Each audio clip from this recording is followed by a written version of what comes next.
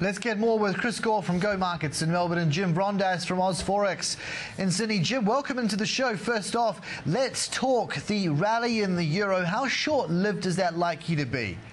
Well, we did see the euro trade above 143 late Friday and again early this morning, and it's since pulled back below that 143 level. There's some critical support building around that 143.5, and we think that's likely to cap any further gains at this point, and we're likely to see some profit taking step in from that move that we saw in the euro in the second half of last week, which was due to a number of factors. Obviously, the main one being some talk about Greece being able to sell off enough assets to get some restructuring going out of Europe.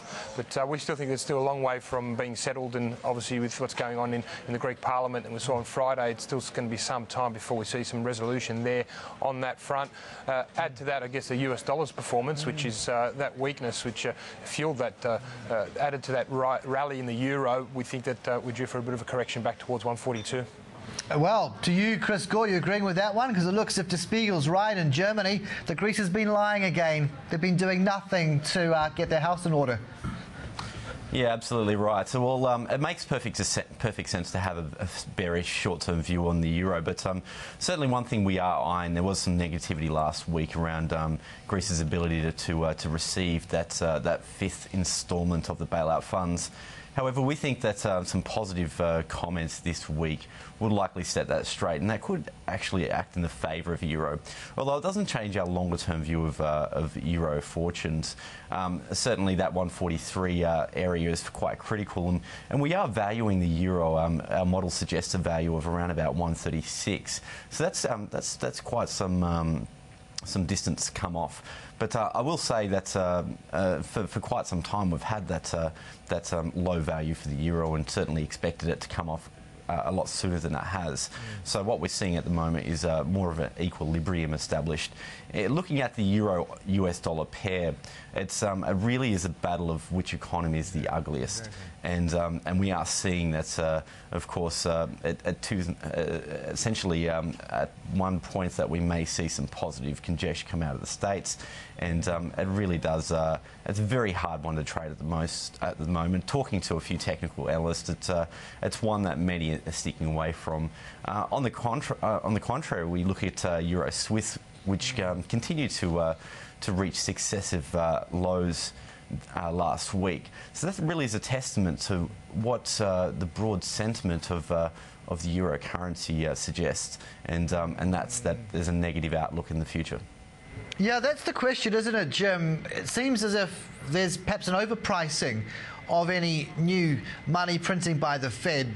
Seemingly, money markets spinning the roulette wheel like crazy. You know, take your bet, take your bet. Fed saying, you know, back off, back off. That is not necessarily in the bag. If the Fed is right and the roulette wheelers are wrong, does the greenback bounce?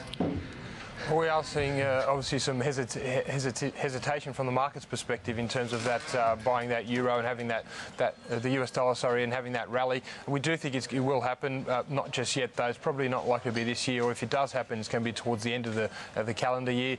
As we saw yesterday, or last week, sorry, the data out of the US was quite negative on the whole front. We had several important readings. We had GDP, durable goods, unemployment claims and so forth, all coming in below expectations, or printing on the negative side, and that shows that the market's not quite confident the US is out of the mire just yet. So that US dollar is likely to stay a little bit weak in the short term. However, come the end of the year, we think we're likely to see some more sustainable gains. Yeah, I've got a view on sterling as well, Jim, just while we've got you on that one, because house prices on year, as if we didn't need a bad print on both sides of the Atlantic. Well, we kind of got it on Friday, didn't we? We did get poor housing data on both sides, yes. So although the pound continued to rally anyway, hitting that 1.65, and we think that was more due to that US dollar weakness that I mentioned earlier. So far as the pound's concerned, the market has been relatively hawkish for quite some time now on the interest rate front, and yet no move despite inflation being so high. And we think the market's setting itself up for a little bit more disappointment on the pound, particularly if they're playing it from the long side, and can see that pound struggle really to maintain any real solid support of above that 1.65 level. All right, let's look at a view as well that's just crossing on Dow Jones Newswire's Chris Gore to you on the Australian dollar, saying, look, any move above 108 is being supported by demand for yield, but any push above it could be an opportunity to go short. So I guess they're talking about building tactical short-term positions. Is that your advice? Not necessarily, although it does make perfect sense, and we have seen that theme sort of push the Aussie down from time to time. A currency which is seemingly continuing to go from strength to strength can obviously met with resistance at certain points. What I'm eyeing is 107.10 US cents. So we have seen some resistance around these levels. If we are able to make a convincing break of this, 108 does hold some natural resistance, but we're expecting the overall theme to push the Aussie dollar up is negative conjecture over the US dollar and the US economy thereof. And also, if we are able to see markets largely overlook this negativity with the US dollar, and equity markets continue to post moderate gains, although last week overall we saw them post moderate losses, but there does appear to be a slightly stronger footing.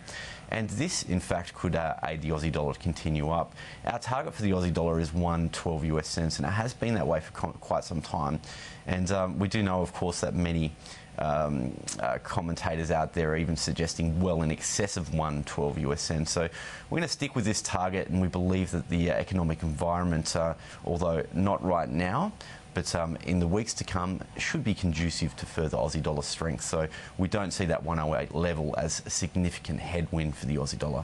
Right, Jim, it might be splitting hairs, but do you see the US equity market performance as one of those key elements, as I guess Chris has implied there, or more the run of economic data out of the US this week? Well, I think that it's what we've seen over the last week or two has been somewhat a decoupling, if you like, of that link between that equities and the Aussie dollar. That may come back on the table at some point in the next few weeks, but I guess in terms of economic data this week, the big one here in Australia is that GDP report out in the middle of the week, and estimates are that the crisis in Queensland, the floods, could shave 75 basis points to up to 1% off GDP. We're likely to get a negative print. How the market reacts to that depends on how negative that GDP number is. We're looking at, we think, a number around negative 0.4% for the quarter, which is a little bit below expectations, and we could see that Aussie kind of sell back off a little bit during intraday trade on that day. But in terms of the broader outlook for the Aussie dollar, we actually think we're in a bit of a range at the moment, looking at 104 to 109 range. Any sort of real move outside that range will be dictated by external factors such as what's happening in Europe and the US. All right, and a brief final thought on jobs as well. Chris Gore, Friday, non-farm payrolls. Yet again, markets will just be, I suppose, treading water slightly ahead of that. Well, it's a tough one. These non-farm payrolls are notoriously volatile and prone to previous revisions and all that sort of thing. So it's an extremely tough one. Speaking of the roulette wheel, it is much like playing roulette. Essentially, we are expecting around about 190,000 jobs. Well, that's what economists' consensus suggests. And if we do see anything in excess of this, it needs to be fairly good to give that US dollar a good burst of energy.